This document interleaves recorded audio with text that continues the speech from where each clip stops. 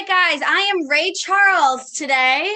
Welcome back to this show. I'm actually having a crazy allergic reaction to my eyes, and I just told Curtis I am not subjecting you guys to this. So I'm so sorry, but we're just going to kick it with some shades today. But I have Curtis, Mr. Plenty Rose here with me today. So welcome to the show, Curtis. Thank you for having me. Thank you. Of course. Absolutely. So you are the founder, the creative force, the promoter, the everything of Plenty Sneakers. And people are going to ask, what is Plenty Sneakers? So if you don't mind getting started and letting us know what your brand is about and what you do. Well, Plenty Sneakers is a lifestyle brand based around sneakers, footwear, fashion. We have everything from like our own sneaker cleaner. We resell sneakers. We have our own merch. I wrote a short story. Yeah, we're plenty of things, to be honest with you. No pun intended. Hence the name Plenty. Yeah. So you've actually carried the name Plenty for a while. Where did it originate from? Is this 18 plus or? Yeah, I think Hayden is like Okay. the only kid that watches this and she hears me swear all the time, so don't even worry about it. Okay, well, the name Mr. Plenty derived from a former nickname of Burn Plenty, which I smoked a lot of weed when I was younger, and I was my good friend's hype man. That was my stage name, Burn Plenty. And then the Plenty moniker just stayed. After a while, I kind of grew up and said, I no longer want to go by Burn Plenty. I'm grown, so call me Mr. Plenty. And then it went with that. And then how Plenty Sneakers started is just always been into shoes, into fashion, always bought and resold shoes. And I have a friend who, man, a lot. Wait, Curtis, you are cutting out a little bit, so I'm not able to hear you, and I would definitely want to hear your story. So You're good. Okay. So no more Burn Plenty. You're now Mr. Plenty, and then if you can repeat everything that you said beyond that. No Plenty. Wait, hold on, you're cutting out again. You're frozen too. You're frozen. Curtis. I'm back, I think. Nope, No? You sound like you're underwater robot. There we go. Are you there? Yeah, I'm here. Can you hear me? Yeah, now I can. It's better, but you were like frozen on the screen. You're just like, well, minus the hair. I mean, I don't know what I got happened. good internet, so. Yeah, I don't know. Are we Maybe good now? Yeah, we're good now. Maybe it's just that East Coast to West Coast, our broadband can't keep up with us. I don't know. It's stupid shit. Okay. But okay, so tell us, okay, so all I heard pretty much was from Burn Plenty grew up to be Mr. Plenty, and then take it away. What's the rest of it? Because I do want to hear what you have to say. And then, well, I've always been like an entrepreneur, so I've always decided to do like different businesses. I've always been into shoes, stuff like that. So a good friend of mine was like, hey man, you're getting a lot of like crazy shoes that are like resellable. Like, why don't you start a business? And I was like, oh, that's a good idea. Like, I probably should. So the name Plenty Sneakers came along just because Plenty is what I do. Like, that's just my name. I do with everything. That's the brand. So it went hand in hand. And then next thing you knew, Plenty Sneakers became a S Corp. And now I'm like legitimate business 3 years in. And yeah. That's phenomenal. So, I mean, you've been doing this for a while now, but you are also, you grew up on the Cape and then you relocated to LA. So that was huge. Did you feel like that determined the fate of your business, or do you feel like you could have done this anywhere in the world? Well, at first, like when I moved to LA years back, didn't work out, and then I moved to Atlanta to live for a while, where I kind of got into shoes, where I had a connect where he got shoes early, so I had like Jordans that were like 6 months early, and that kind of fueled the fire a little bit, and like it was like, okay, this was before reselling was even like really hot. But then I moved back to LA, and then that's just where being around a whole bunch of boutiques and stores, like LA is, I'm lucky because there's a lot of stores that get limited shoes. So if I was still in Cape Cod, I would never have this where I am.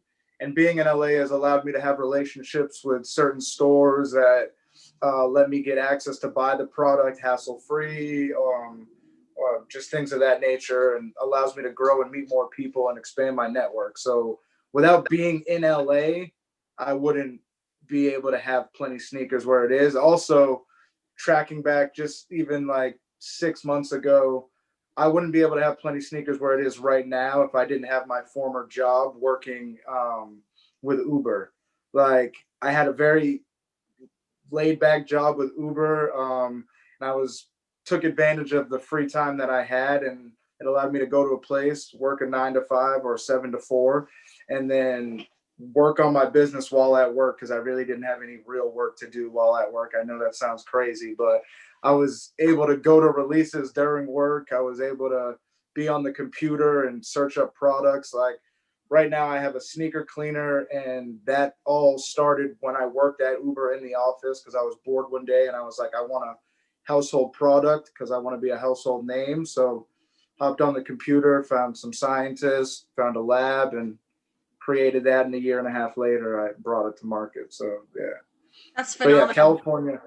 California has definitely been, without hands down, I wouldn't be able where I'm at if it wasn't for California. And eventually, though, I plan to go back to the East Coast, not necessarily Cape Cod, but that's where my family is. I want to be close to them. I have a lot of nieces and nephews, but right now I know I'm where I'm supposed to be, and I need to be on the East Coast. I'll be on the East Coast, but for now, I'm good.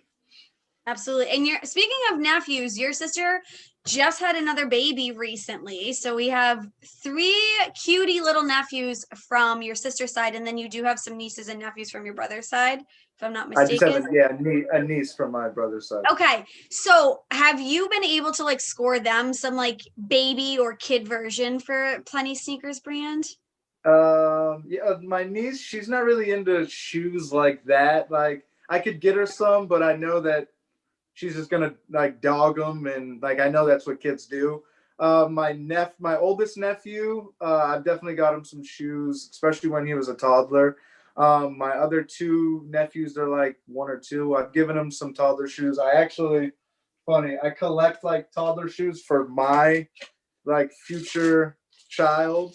So like I kind of like don't like to give the kid shoes away because they're rare and hard to come by. And I know when I have a kid, like I want them to have shoes, but they get blessed every now and then. Okay, good. Because I was just wondering, I mean, the reselling market is super hot, and like you said, it's definitely grown within the last few years. But we also like really keep that focused on adult shoe collections, not so much the kids collections. So you just kind of answered my own question of how rare that they are. So I'm glad that you have started your own collection. So one Yeah, day you'll, they're hard to come by. yes. Like, and when even like men's and women's shoes are made in limited numbers, but even like the infants and like kids are even harder to come by. And sometimes, depending on the limited release, they could get up to like $200-300 on the resale, even though they were like 60 retail. So for a Wow. toddler shoe, I've seen toddler. I personally sold toddler shoes for 400. It was like the original Yeezy, but you just had to take advantage of the market, and it is what it is. But yeah. And then you think that that kid's going to grow out of it in like less than 2 months. And then this parent is like, yep, $400, no big deal. Well, not even like grow out of it. They're gonna dog the shoe. It's a child. Yeah, Like true. they're gonna stomp in mud. They're gonna go through like whatever. They're gonna get whatever on it. So yeah, it's crazy. But you'd be surprised because even people pay $400 for a toddler shoe. I've seen 15, 16-year-old kids pay $2,000 for a sneaker and put it right on their feet. So like Wow. it's different. So yeah, the sneaker community is definitely crazy. But yeah. It's insane. Well, hopefully one day you can bless me with a little cousin in the not so near future, but when you guys are ready. But I need a little baby cousin to like love up on. So, and then they'll be wearing Well, those rare sneakers that you have behind you. So, when the time is right. of course, I'm not trying to rush it. You guys have to get married first. Shout out to Brianna. Love you, my little cousin. But so is that like a sneak preview of the Plenty warehouse behind you. Is that what's currently for I mean, sale right now? Or these yeah, your yeah. this is all current merchandise that is available for sale on Okay. PlentySneakers.com. Well, all of it should be on PlentySneakers.com. Some of it's not, like, cause I have some rare stuff that's very hard to come by that I know is gonna get in even more value later down the line. But yeah, that's for sale. And then over in the corner, I could actually, I'm not going to show you because the room's kind of dirty, but I have my No personal worries. collection in like plastic boxes. So yeah, there's probably maybe 80 shoes on hand in this house right now, Okay. give or take. Well, that's why you need this office space, because it's like to do invoicing, to have the merchandise. There's so much that goes into it, because you are a one-man show, if I'm not mistaken. Yes, one Yes. man band. I find the product. I go out and go to all the raffles myself. I mean, occasionally Brianna, my fiance, will go to a raffle with me and try to win a shoe. But yeah, for like it's just me out there going to like all these places, waiting in line, doing what I do, making connections. So yeah. So with that being said, I'm going to piggyback off of that. You do the raffles, you stand in line for hours on end to try to get these really super limited shoes. So, I mean, you're really all in on this, but what would you say is the most memorable experience that you've had? Like a certain shoe or a certain brand that you went to and you're like, I cannot believe I scored this.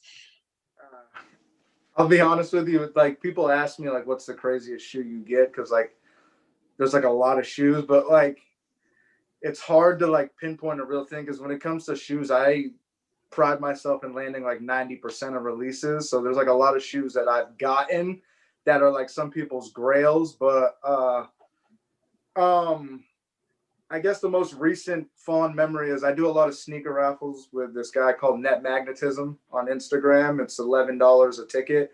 I normally buy three, so that's $33. Get three tickets, and I won two separate raffles. I won a pair of Travis Scott Dunks, and then I won a pair of Off-White Dunks, and for a total of $66. And then I ended up selling those for about like 2,400 total. And then I took that money and I invested it in my sneaker cleaner.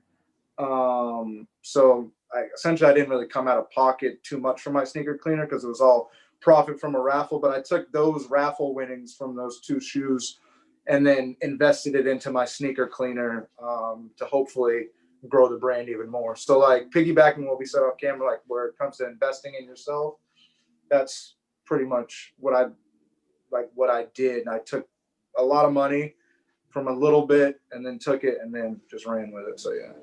No, and I really admire you for doing that, because talking about investing in yourself, like anybody could make that money and they get the high off of selling and making such a great profit off of it and then just doing it again and doing it again and being cyclical just to say that you're making this money. But you are investing in something that's a lot more long term, and I think that's phenomenal because you really are trying to build your brand with quality merchandise and having it be not just the sneaker resale aspect. So I think that's dope that you literally took that money and put it right to where you need to actually like invest and not just throw it in the bank account or go on some crazy vacation. You actually like put towards your brand. I think that's amazing.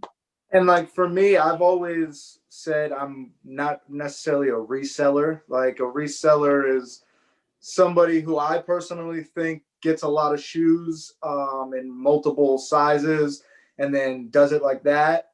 I'm more of somebody who resells sneakers. I get them. I get limited shoes for retail and I sell them for a high price. But I've always been somebody who wanted to make my brand. That's why I feel like I've done so well and I'm growing because I'll go to these places and I'm not labeled like the typical reseller because I'm more of a brand because I have my own merchandise. I have a book. I have a sneaker cleaner. Like, and I get one or two pairs. Occasionally, I mean, I might get like 10, 15 pairs of like some Jordans or some Yeezys just because it came naturally. But for the most part, I'm like a 1 to 2 guy. Get it for retail, make my profit, put it in the bank or invest it in the business somehow. But yeah, that's always where I've looked at it. I'm more of like Jay-Z says, I'm a businessman, not a businessman. Like, so yeah. Now just random question. Like obviously with like reselling, market trends, whatever you want to call it, do you notice that you sell like more of one size and you do another? Like, do you try to aim to get that particular size, or is it really like dependent on the client and the certain model of shoe that you're getting? It really all depends on the release, and if like somebody comes to me beforehand and is like, "Hey, I really want this shoe," and like I'll get it in that size. When it comes to certain shoes, like right now, SB Dunks are very big. They're very limited. Stores don't get a lot of pairs of them. I'm blessed. I'll always touch a dunk. I'll get a size 12 in pretty much every SB Dunk, just because of the relationships that I've acquired over the years and the money that I spend in stores and things of that nature. But yeah, so it depends on the shoe. And certain models, I'll only get a 12, but I have a certain list of clients who always want a size 12. When it comes to other shoes, if I'll sometimes just go enter a raffle and whatever comes to my heart, when I'm at the actual store entering the raffle, I'll enter that size.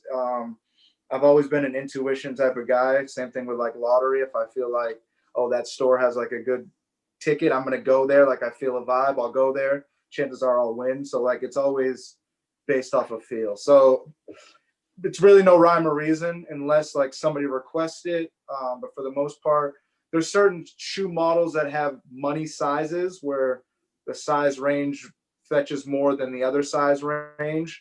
Uh, like Jordan 1's a size 7.5 men's to 9.5 men's is a little bit worth more than a 10 to like a 13 men's, just because of the Asian market before COVID was very big, and they would buy up a lot of the smaller sizes just because there's a lot of them and they like shoes, and there's a lot of people who have like Asian buyers. So it was like a small foot thing. But in Air Maxes, the bigger sizes go quicker and they don't make as many. So a 12, 13 is hard to come by, and like a New Balance or like an Air Max or something like that. All right. And like when you're doing these raffles and you're standing in line, all this stuff, like where do you separate yourself of I want this for myself and I need this for my business? Because like me loving to shop, I feel like I would have a like I need to buy one, get one, because one for me, one for you type thing. Like I feel like that's how I'd be. So how do you separate yourself and say, okay, no, this is for the brand. This is not for me. Because I know that you're also a sneaker collector and you have a personal, like, amazing collection. So It's hard. It's hard, okay. but You're like hard at the uh, end. Like that's it. well, like with some releases, I'm blessed to be able to get two where I can sell one and it makes mine free. So it's not necessarily the business is profiting, but like mine was free. But I'll be honest, I get a lot of shoes, like I said, and most of them, when I get them in hand, I don't like them. Like I'll be like, oh, I really want this shoe. Like when I see pictures of it, and then I'll get it and I'll be like, nah, this isn't for me. So like it's really easy because I don't like a lot of shoes. Like all the hype stuff that comes out, I'm not really a fan of. There's some stuff that is hype, but I'll get it. Like today, actually, literally today, Salehi Bembury dropped a New Balance. He's like the director of like Versace. He dropped a crazy New Balance, and like I really wanted that for personal, but like it was very limited. Luckily, I had a friend who entered my size, and he ended up winning, which was super crazy and rare to begin with. But like that was one shoe where I was like, yeah, this is gonna be for me. But I don't keep a lot. For the most part, they go in the vault, or like I'll quick flip them.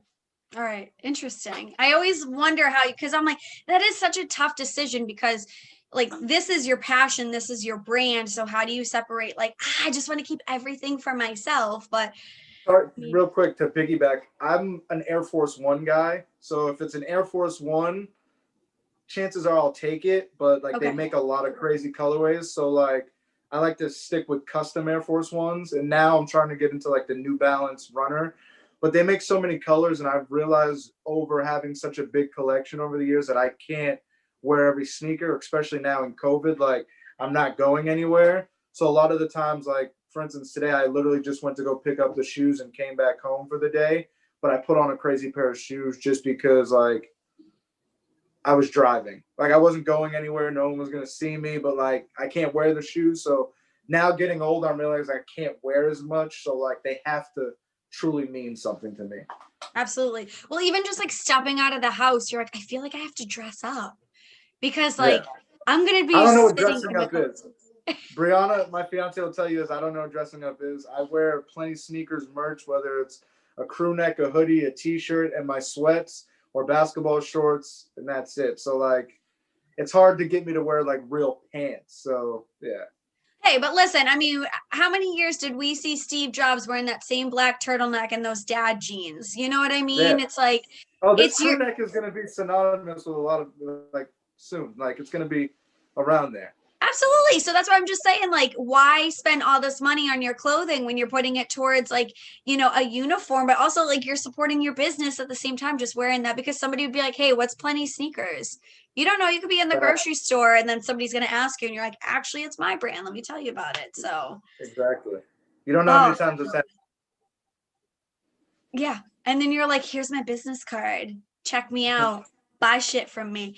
Um, yeah. All right. So, I just want to know like your thoughts because you did mention Travis Scott earlier, but like also like earlier this year, well, I guess late last year, earlier this year, I didn't do shit. No, we saw like Jordan do a collaboration with Dior, and then we're seeing a lot more like celebrity collaborations with different designers. Like, what are your thoughts on that? Just like not even from a resale perspective, but just like overall for the sneaker community.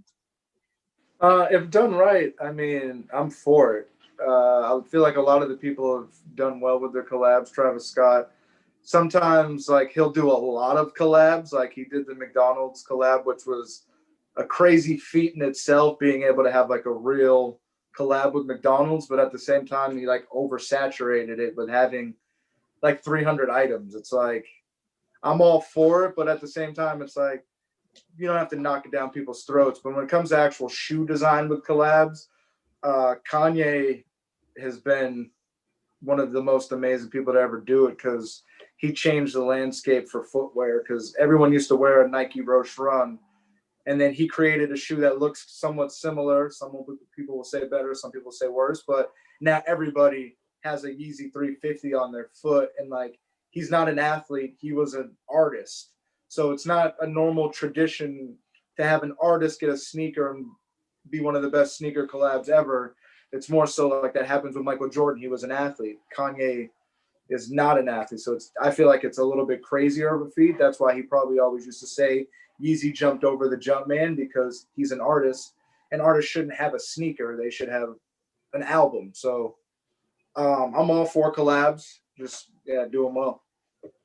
I love it. Now, have you had like any fun experiences with like celebrity clients, if you're able to talk about them, or when you went to sneaker con, like anybody that you were like so excited to meet or be able to have like an exchange with? Share the As far as details. Just kidding. like celebrities, the craziest sneaker celebrity exchange I've ever had was at SneakerCon this past year. I had a pair of custom Air Force Ones that were made by Levi's. Actually, lucky. Hold on, this is a good story. So, you may have heard of Cardi B. Her husband, Oh, like a time or two before. Yeah. her husband Offset or boyfriend, whatever they are nowadays, came up to my table and like saw these because this was a custom Air Force One that I did, one of two. It's all done with Levi's like denim materials and stuff. But he picked up the shoe and was like, "Yo, man, these is fucking crazy. Like, this is unbelievable." But it's a 10.5, and he can only wear a 9.5 or a 10. And he's like, "Yo, I wish those were my size." But like, he was like, "Damn." And then he walked away. And then when he walked away, he turned around and looked at him again. And he was like, "Yo, man, like, you did that." So like, he didn't buy anything, but it was nice to know that like I designed a shoe that Offset, you know what I mean, loves. So It's Offset approved. yeah. So no, but that's cool because it really, again, like I feel like just having that experience with clients, like you know that you're doing the right thing. Like your passion really is turning into something that people really truly admire. And I think that like, of course you're gonna love the sales. Like a business is a business and you want to like generate money, but at the end of the day, it's like having those connections are so unforgettable. You know, it's like, you never know. I mean, when, you know, SneakerCon happens again, he could be there again, and you could have a 9.5 or a 10 in a style that, and he's like, I remember this kid from last year. I love him. He has dope designs. He has a good selection. Okay, let me really buy something, support him. So I think, you know, it goes a long way for sure. And the sneaker community is pretty dope in the sense where it's big, but it's small at the same time, where if you really have something that's limited and like you want to get it to a celebrity, you can reach them just because of how sneakers are. And so it's a pretty dope community that we live in. So I'm sure I'll see him again. Oh, absolutely. And I feel like you'll see the rest of Migos hopefully one day. I feel like Quavo has a really small foot. So he's kind of Like a tiny. 7.5. Yes, he's wicked petite. Whatever, I love him. But anyway, so you have mentioned a couple of times throughout the course of this interview about your book, and I actually own it. But for the people that have no idea what your book is, can you explain to them how you decided that you wanted to become an author for the first time? So I was actually, it was on my birthday, and I was just like, yeah, I'm gonna write a book. Literally just said The it on my, end. actually technically it was 420, so I might have been high. But I was like, yeah, I'm gonna write a book about the sneaker, like a sneaker story, because there isn't any such thing. So I was like, you know what, I'm gonna do it. And it took about 2 months total. But instead of being an author, I actually went one step further and started a publishing company and then published it through my own publishing company. But it's called Saturday Morning Sneakerhead. It's pretty much the story of a sneakerhead on Saturday morning. If people don't know what a sneakerhead is, that's the term that people call the people who love sneakers, shoes, everything footwear. But it's sneakerhead waking up at 6:50 in the morning, having his alarm set, rushing to his phone, having more than one device, and hoping to land a coveted shoe. And then the ending is, yeah, it ends where, yeah, we'll leave it to They that. gotta Also, read it. part two coming as well. But yeah, yeah, it's a pretty dope book. Like I said, I wrote it in literally from thought to finished product. It was literally 2 months, maybe 2.5 months. But I edited, wrote it. Well, I wrote it. I had it illustrated. But I'm very proud of it. It was like the first piece of work that I did on my own that was start to finish, like real product. And like I'm not even like a real reader. I don't read books. So for me to be an author and own a publishing company is kind of crazy. I read books now, but yeah, it's a crazy accomplishment. No, but look at And you. we'll just, And it's yeah, pretty much an autobiography, I would say. Yes. it's official too. I don't know if you can see that barcode, You but have your own barcode. You need to get that tatted. Be like, that's my book. Scan it. Check me out. you know what I mean? But Look at it's you. yeah. It's no longer available for hard copy. I sold out of the 100 copies that I first printed up. You can download it on Amazon if you have an ebook, though. It's available on Amazon, Saturday Morning Sneakerhead. So, yeah. That's awesome. And then when should we expect part two? Um, when it's ready, I don't know. To be honest with you, I have no set date, but it's coming within the year, most likely. I have to find like a nice story, but now that I have a publishing company, I have to write some books. I have a whole bunch of barcodes. So if there are any other authors out there that want to get their book published, come talk to me. Word for word publishing. You know what I mean? So yeah.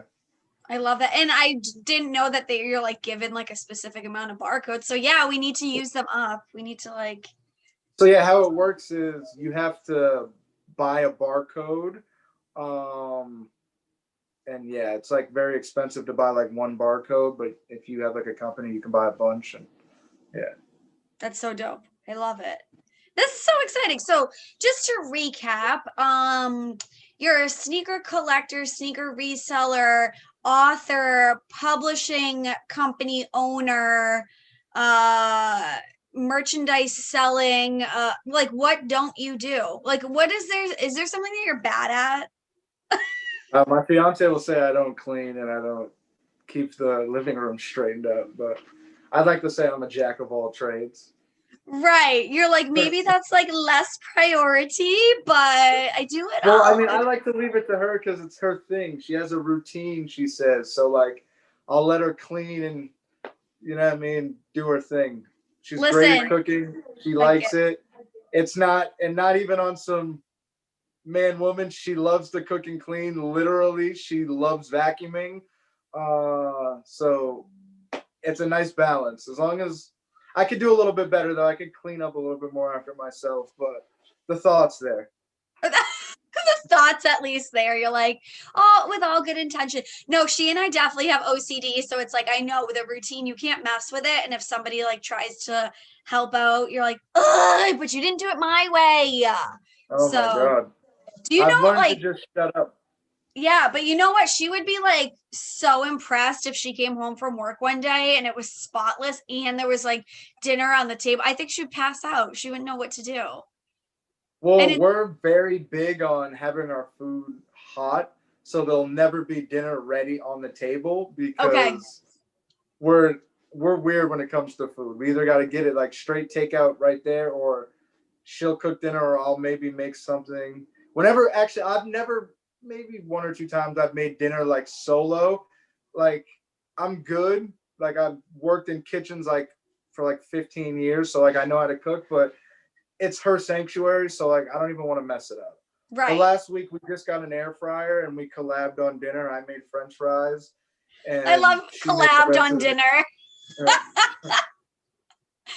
That's the Bringing it hottest. back to the whole collab thing. Yeah, I was gonna say that's the hottest collab I've seen of all 2020, the Curtis and Brianna dinner session. Wait, so what have you made in your air fryer yet? Because that's like huge. And cooking with Cutie. So I'm gonna shout out my friend Gabe, who I spoke with you off camera about how much I love him and I'm obsessed with him. But he just got an air fryer recently. He's been making a ton of stuff on there. So what has been your dishes so far that you've made? We've only made French fries that one night. Oh, that's it. Hasn't been used.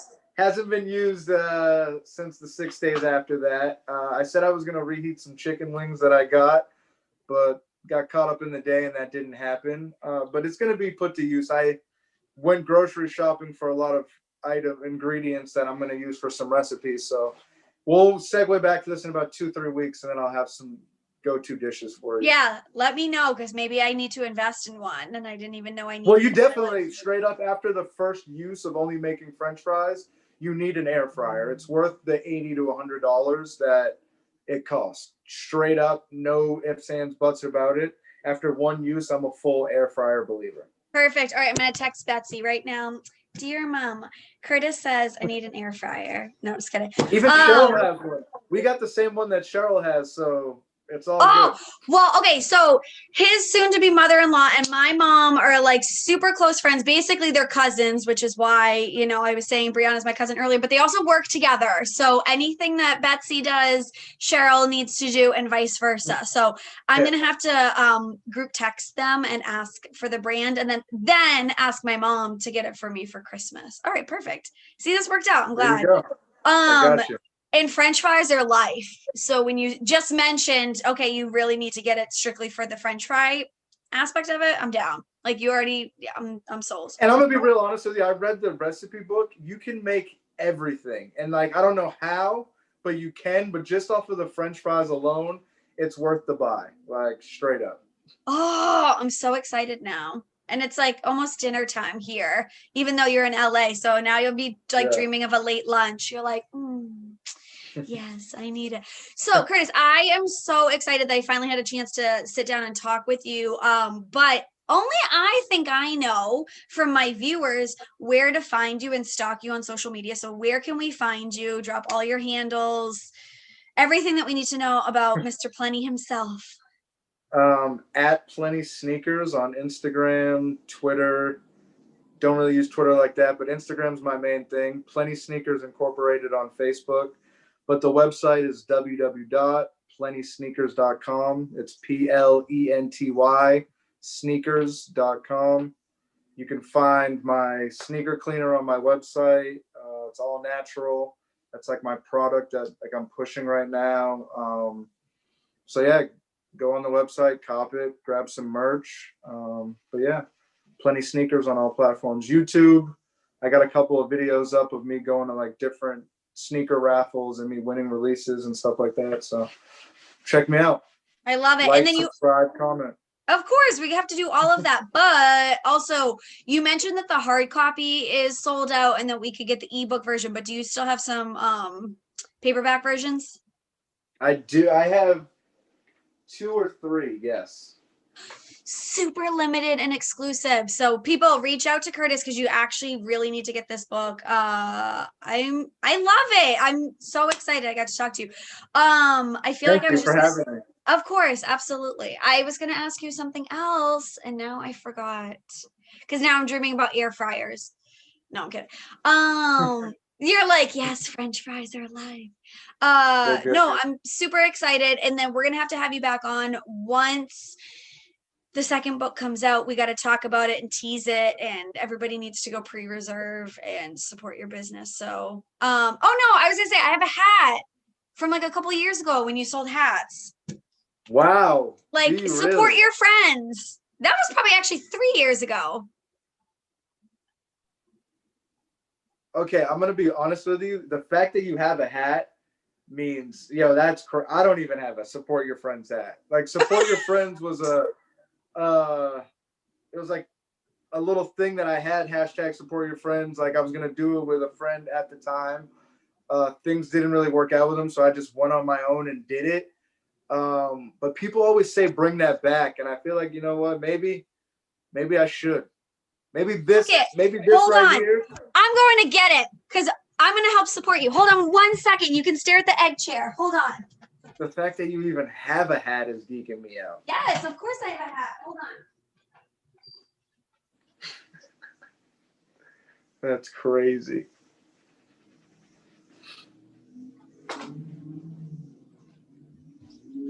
All right, I'm back with the hats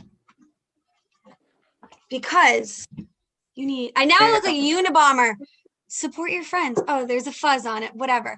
Yeah, support but your let friends. the people know, when it comes to the quality of that hat, how good is the quality of that hat? It's stitched, right? Yeah, it's phenomenal. I actually love it. And I used to wear it all the time, but I feel like I haven't. See, guys, hashtag support your friends. It's kind of blurry right now. We're bringing hashtag support your friends back literally because of this. So thank you for even doing that. The fact that you have that hat is crazy. So when I reissue the merch, I'll make sure I got you something on the house. Oh, you are amazing. No, and I'll wear it and support it because literally I got that, I would say probably 3 years ago, right? It was definitely, it was like a 3.5 years ago. Yeah.